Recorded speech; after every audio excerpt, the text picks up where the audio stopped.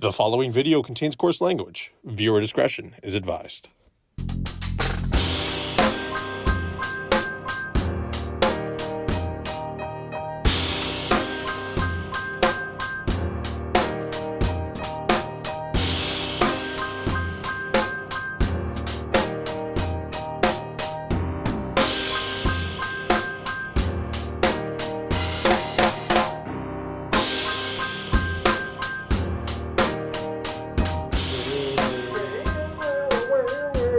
Are we allowed to say that? I think so. I can sing it so good that CCR get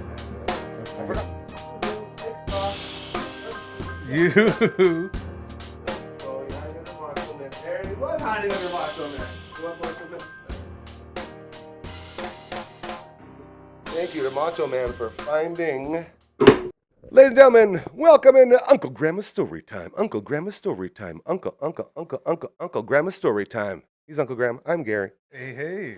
Welcome to the Uncle Gramma's Olympiad rap show. Because the Olympics are done. I'm pretty sure. They got this playing of time. We're earlier today in the day. I don't even know what you're talking about anymore. Well, we're going to recap the Olympics for everybody. You know? Yep. Yeah. Yeah, You're acting like you weren't super passionate about the Olympics like 20 minutes ago. I was super passionate about the Olympics. It's almost like that hockey game brought you down. All week. By the way, King Palm, we love you. Got a new order. Got a King Palm shirt. I got some King Palm shorts on. Look at this. You want to talk about cozy shorts, just like the wrap. Oh yeah, These things are like sweat shorts. You said I was going to be able to feel what it felt like. Oh yeah. So you can. We're going to be last weird. You can feel it. That's what the whole inside is. Oh. I know. It's like a cute little Joey pouch, you know? Joey pouch. The bunny hug. Right. So comfy and super cheap. So thank you to our friends at King Palm. And this thing's all out. We've used all of these things. So we are ready for a reshipment of awesomeness to show off right here in this front stage. Yeah. We got all this real estate around here. New year, 2026. We're wide open. That's it. Macho Man's leaning back a little bit. But that's all right. And I forgot to update that before we started, so I just finished. Oh, look at this. Is this our AI generated, or is this a real picture? Question. See, from here, it looked like a drumstick, but that's definitely a towel. Yeah. That's a man embroidered on a towel. Your Tamagotchi did something here.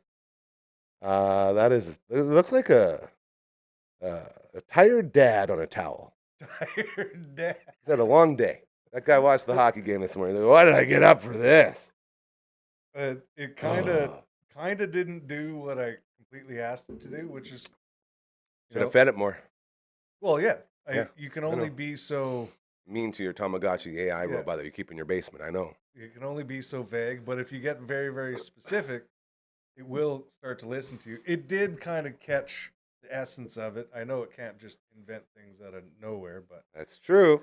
So do you want to hear what Well, yeah, that's the whole point of how we start every show here is with us guessing what the heck the prompt was for this AI travesty or beautiful creation. It all had to do with what you were talking about as you were wandering around setting things up, getting everything set up so we could do this here today on this beautiful Sunday in February in Saskatchewan. This guy gets it.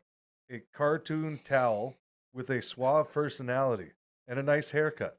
You can tell he likes to party. Now that you say that, that's exactly what I see.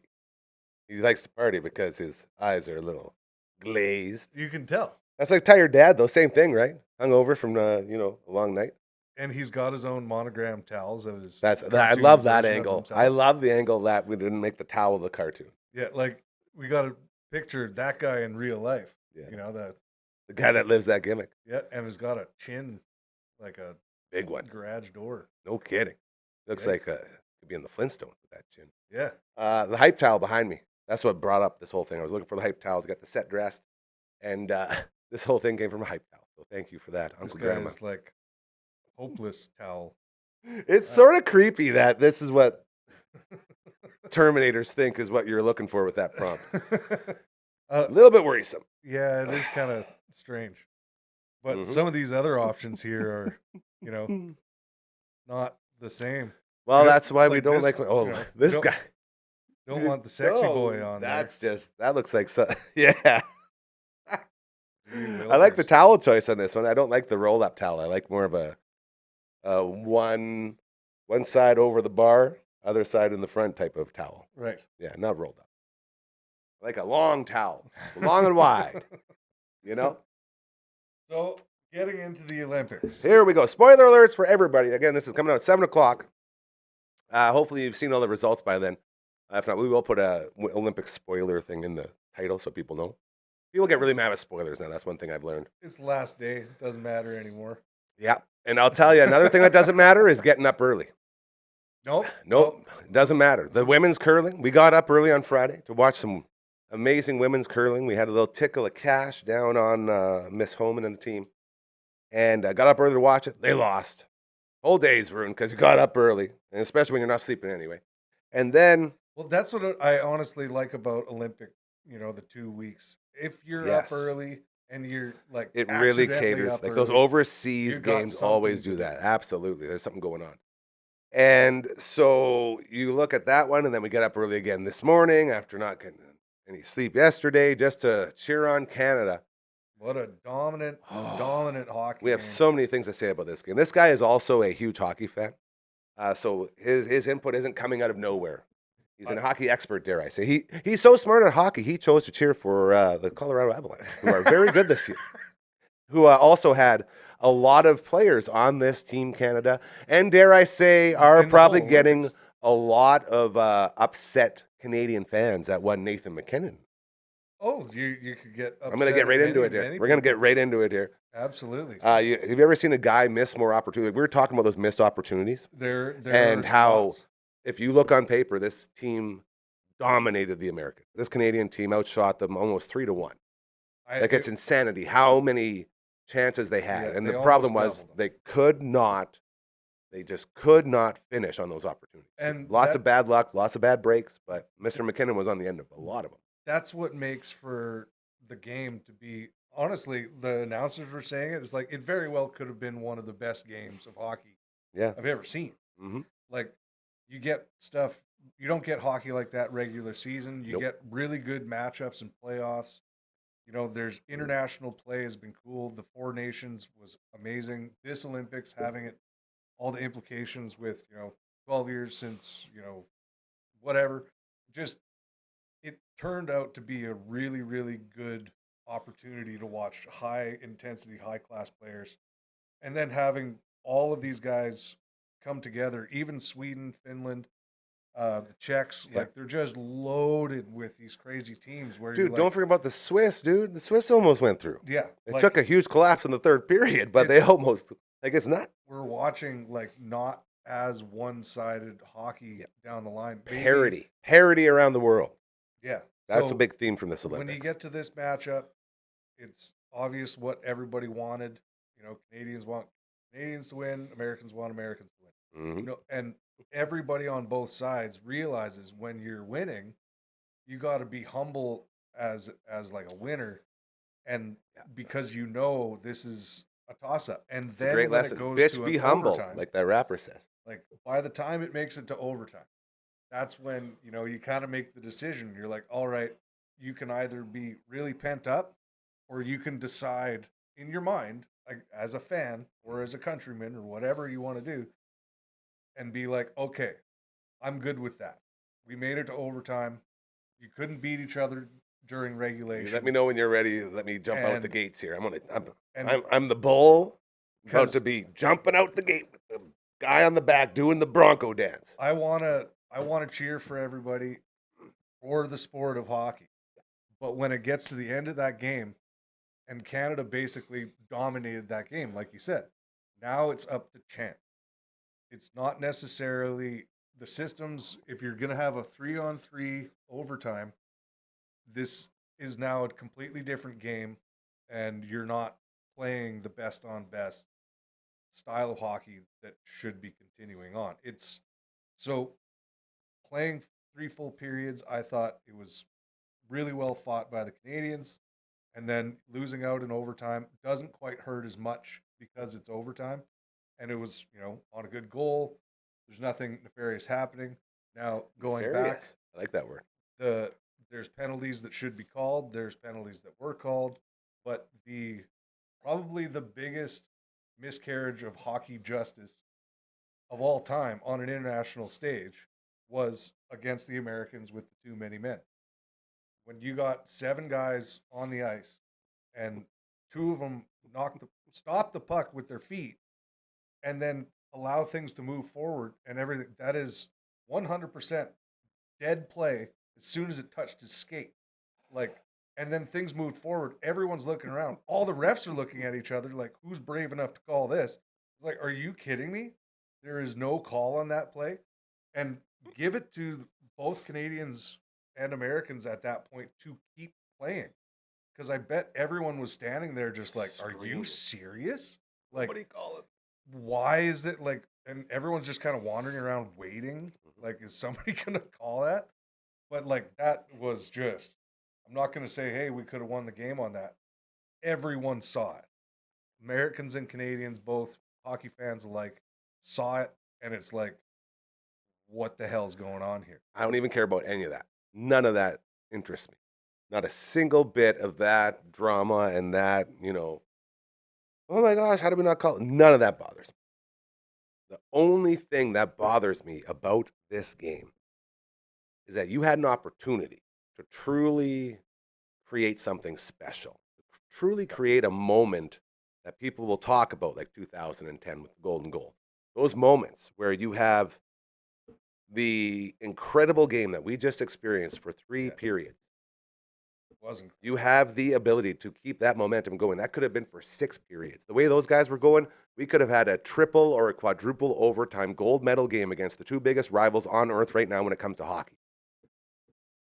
And you take all of that away by saying, you know what, let's just do a 3-on-3. Let's just speed this up. Let's make this a coin flip. Let's just, whoever's out there, they'll probably score. Let's just do that. And I understand every team knew it was 3-on-3 overtime. I get all that. This isn't about that. This is about the IOC, the International Olympic Committee, deciding that 3-on-3 overtime in a gold medal game. The rest of the tournament, love it. Keep it in there. But for your gold medal game, play till someone wins. Or medal Holy games. moly. I don't even care about that. Just gold. I don't care about anything else. Just that gold medal game.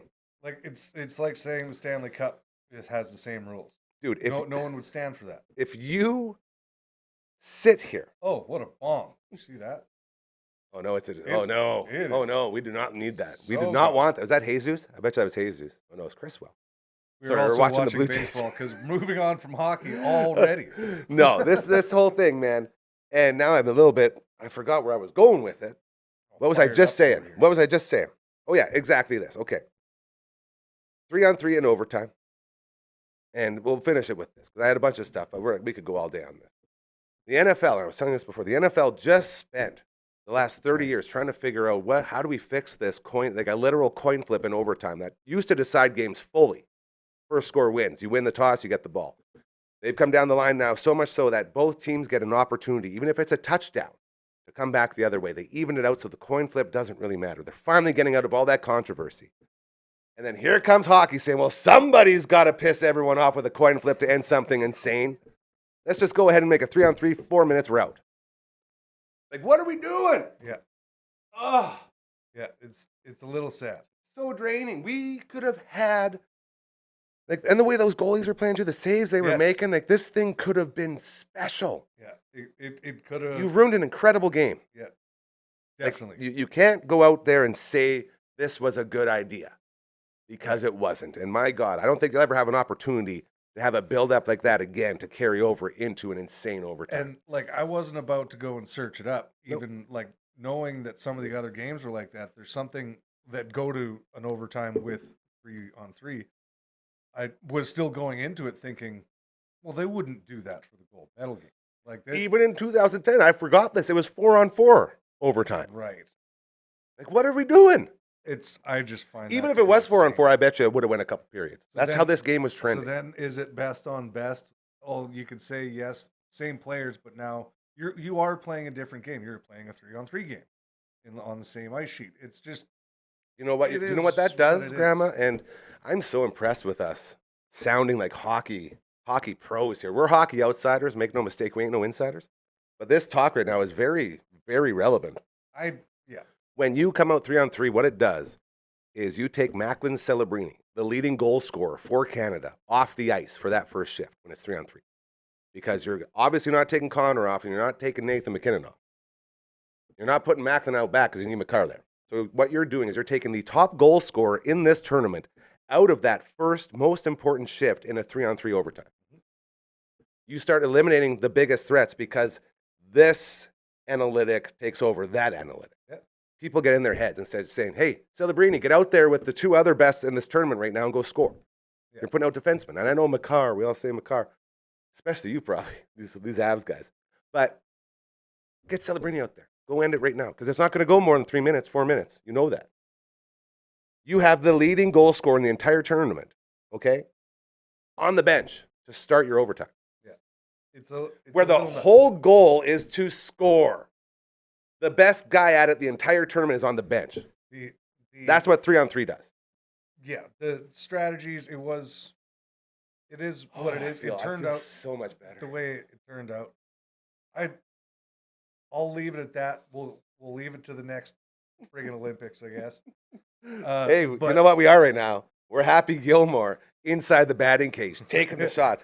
Only 1,200 more days until the next Winter Olympics. Yeah, exactly. Toughen up.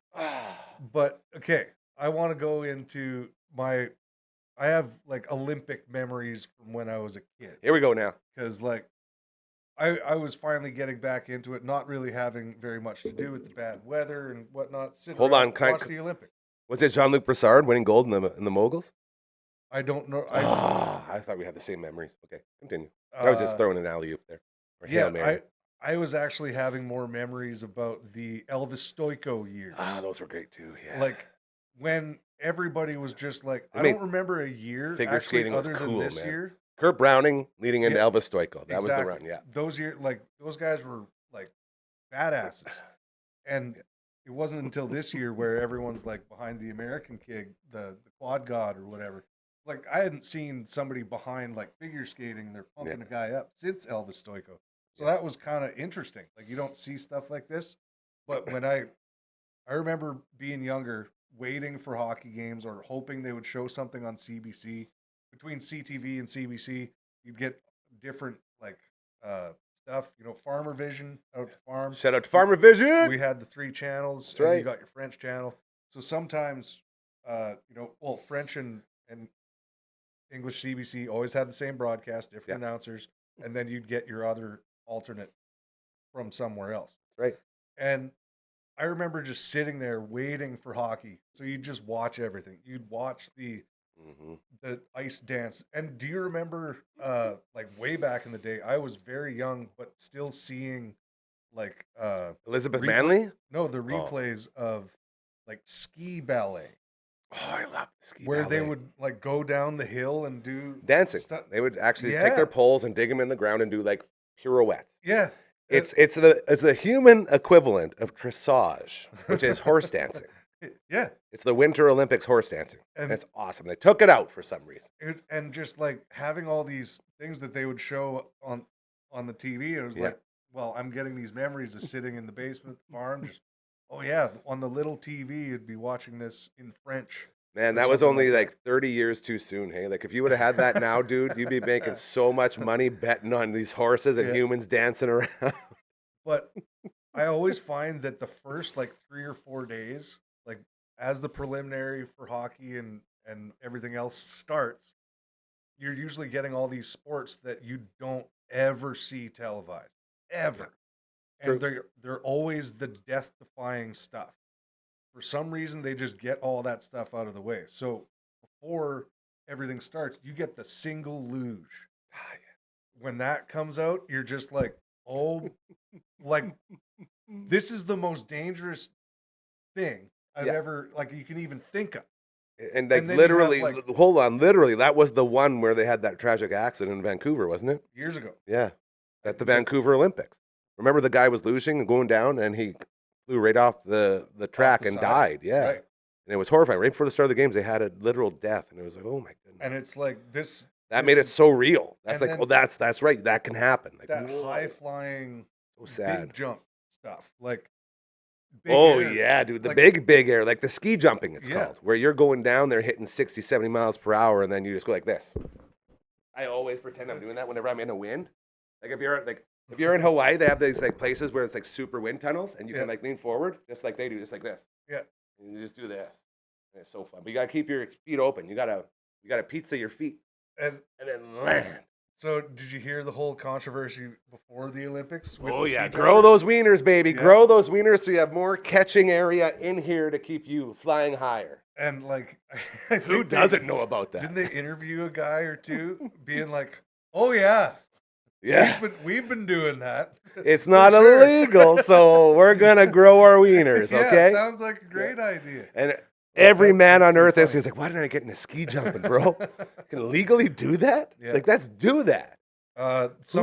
Some highlights that I always find from the games are always the most death-defying sports. Mhm. You know, like hockey, you can get injured and come out bloody, and like You're out the people next go. shift. I think it's Yeah. the only sport where you purposely injure people as a part of the game. Mhm. But all of these other sports, it's all self-inflicted. Yeah. You know, not being on point, or like I was seeing stuff where they're doing half pipe in the snow, where it was coming down and everyone was falling. Like Well, all they- the pros. They had a are Canadian just girl falling. like knocked herself out. She had to be carried out of there. They had to wheel her and, out. It was like, so sad. wild stuff where these guys do half pipe, you know, hundreds of times a day for years, and like they go to the Olympics, and Literally their all of a whole sudden lives. It's snowing, and now you're screwed. Can't change anything about it. Like those kinds of things are really cool about a Winter Olympics, because the weather is a part of it. Absolutely. It's the whole point in a lot of those things where you need snow. So if it's snowing, you can't complain. It's just the Yeah. way it goes. And different sports, like the cross country guy who's just like what 4 or 5 gold medals. Yeah. The Norwegian dude. Yeah.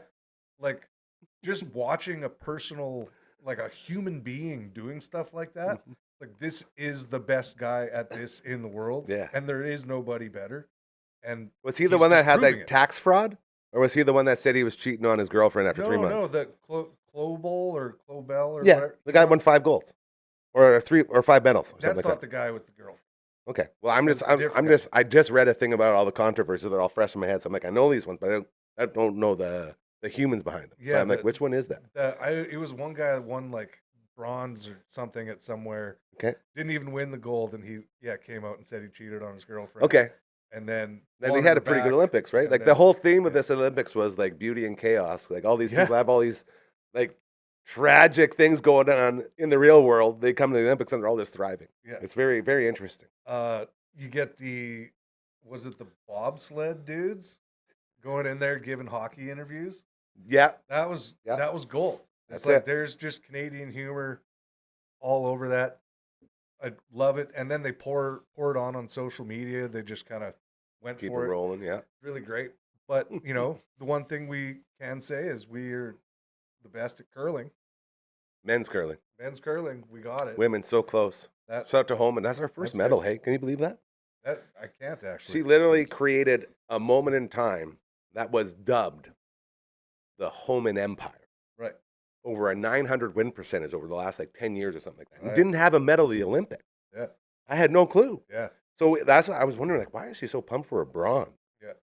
And they Just anything. they celebrate like it was gold because they didn't have an Olympic medal. Yeah. So that was still a huge win for them. Yeah. Especially the way they Super huge. started that whole thing.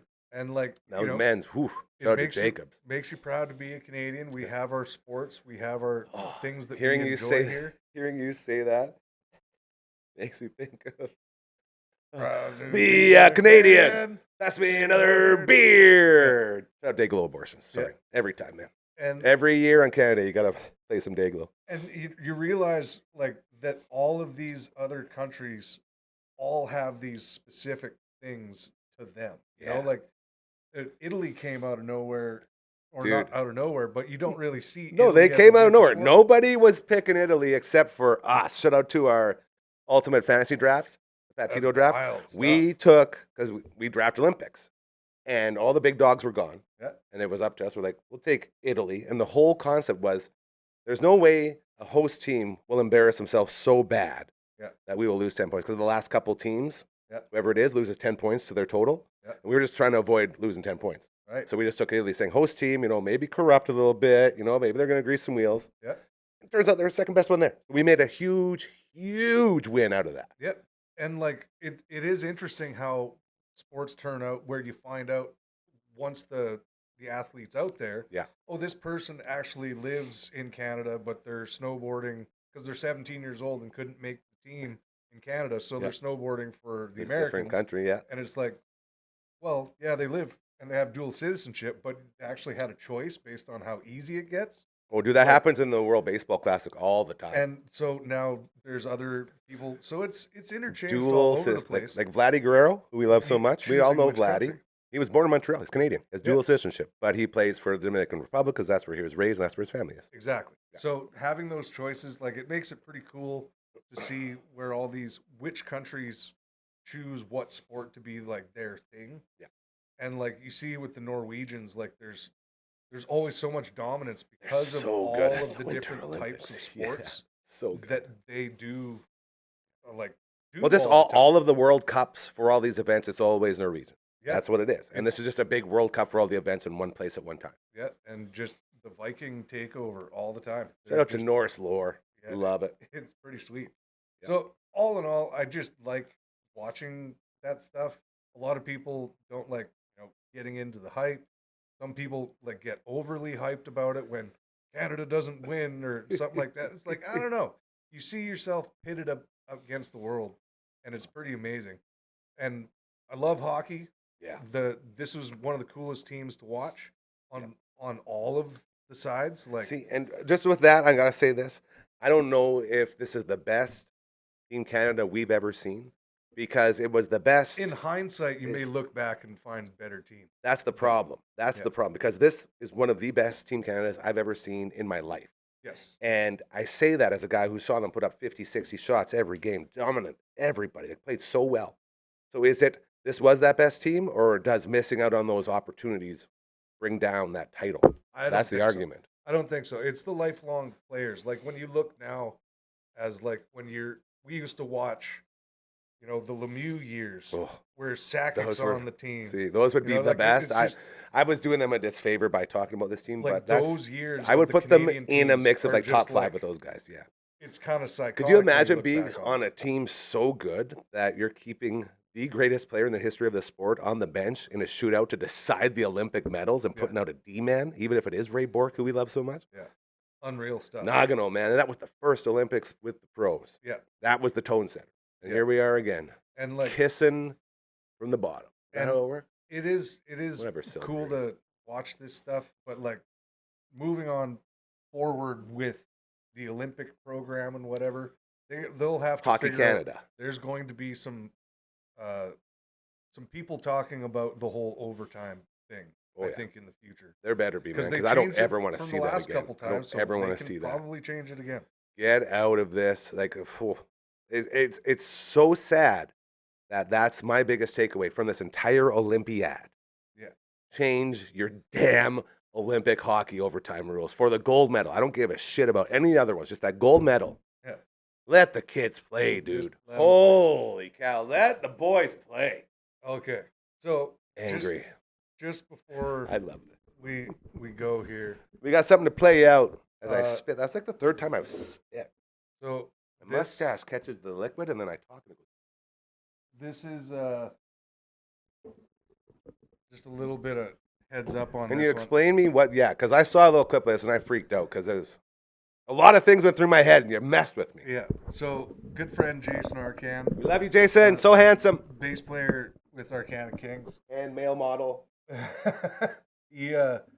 We always have these little things that we joke about. You're in a band with each other, traveling around. You spend a lot of time with each other, talking about stuff. And when we're apart from each other, we only really have our messaging systems and video calling here and there to communicate. So you're always sending each other videos back and forth, right? Mhm.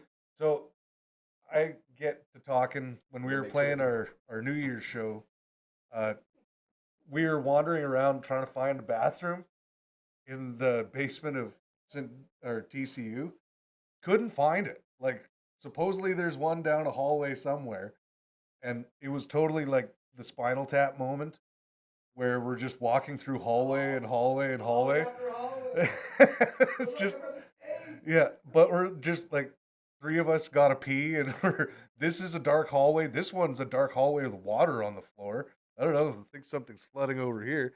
Walked, all of a sudden we're on a staircase and we're going up, and we're like, I thought it was on the same floor.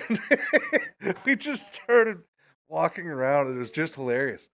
So got to talking about, finding the bathroom, and imagine if we like went all this way and went up to the top floor or whatever and found this, super nice, fancy secret bathroom that they've, you know what I mean? Yeah, you walk in there, it's like, oh, well, like, if you find that special one, maybe, don't take a pee, maybe, sit and stay a while. But then all three of us got to be there, so it's like, who's gonna go first, and like, that, it all gets into this kind of conversation, and then algorithm, of course, on the phone, within like hours, stuff popping up on YouTube and Instagram of like travel through the world's or America's most interesting bathrooms, and it's like people have done this, where they're those like people who go seek out like geocaches and stuff like that, like little treasure hunts, and oh, we're gonna go here or go to all these haunted places, go to this. There's already like a bunch of people that have gone out, go to all the most fanciest. What the one guy was like, he goes to the fanciest places to take a dump. So he goes like Saks Fifth Avenue in New York, and like he goes to like a diamond store and in LA or something like that. He's going to all these like really, really fancy public bathrooms to see if he can get like, a diamond encrusted toilet somewhere or something. Yeah. And then we come across this one for Vegas, and it's like, oh, top 10 places or public bathrooms in Vegas. And because we go to Vegas every year, we will be going in the next couple weeks here, going to play St. Patrick's Day again. And little side note, Arcana Kings will be March 15th to 17th, Las Vegas, out on Fremont Street on the 3rd Street stage this year, right in between the D and the Four Queens. This is the bigger stage on Fremont. We've played 10 years at the 1st Street stage, and we just got moved up to the 3rd. It's like moving on up. It's pretty friggin' sweet. So we're super stoked on that. We'll have a bunch of video and a bunch of cool stuff from that. But Jason and I have been planning a trip because we have days to do things where we're not playing, and it's nice to get out and do some stuff. So we're going to be going on a bathroom tour.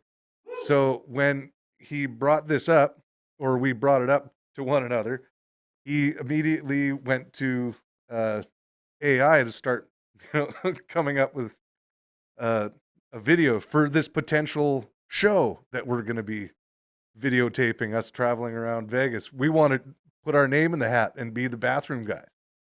So this is it. Yeah. Okay. Without further ado. 1, 2, 3, 4.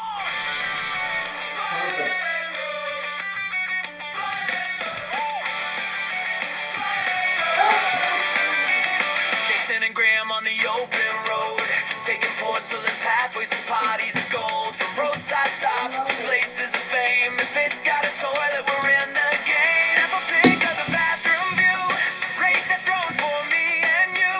If the flush goes down real smooth, we salute that bowl for pee and poo. Vegas lights and ocean views. Look, I North America's got bathrooms too. Pack your bags, we're on the move. They gave him my beer. Stall by stall, we make our move. No shame in what we gotta do. When nature calls, we bust right through.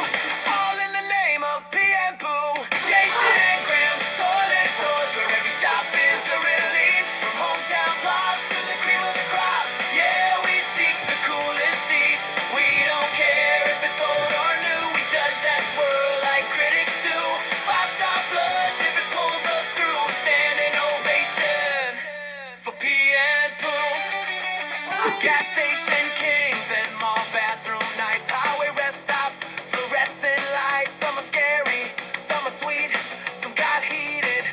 kitchen seats, graffiti walls, and paper thin rolls, automatic lids and self-clean bowls. If it sparkles white, it smells like dew.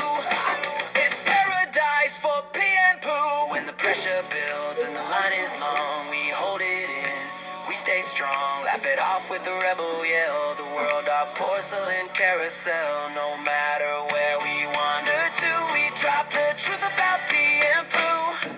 Jason and Graham's toilet tours, where every stop is a relief. From hometown pops to the cream of the crops, yeah, we seek the coolest seats. So raise that lid, we're crashing through, taking pride in what we do. World domination starts with two. Anthem screaming, pee and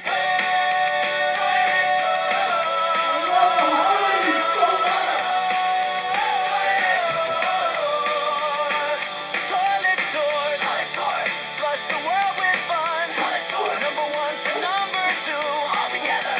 Pee and poo, pee and poo, pee and poo.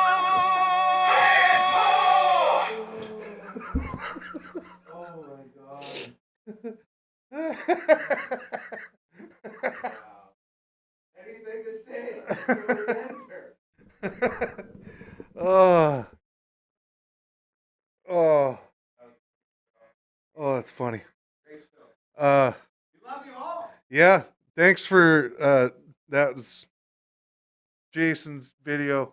First good thing I've ever seen from your Terminators. Congratulations. Oh, and he put a lot of hard work into that. That's like there's not a button that you can press that can make stuff like that. You gotta really put the time in to compile all that stuff. I love that song. Oh, that's the only thing that wasn't created other than the lyrics. The song itself is, generated. Obviously, all the videos generated. Tell the lyrics were written. I love Yeah, and so look out for an actual version of Graham and Jason's toilet tours the next couple of weeks on our own social medias. Holy lick, that's funny. Yeah. Till next time, keep fit and have fun, pal. Thanks, Joanne. Yeah.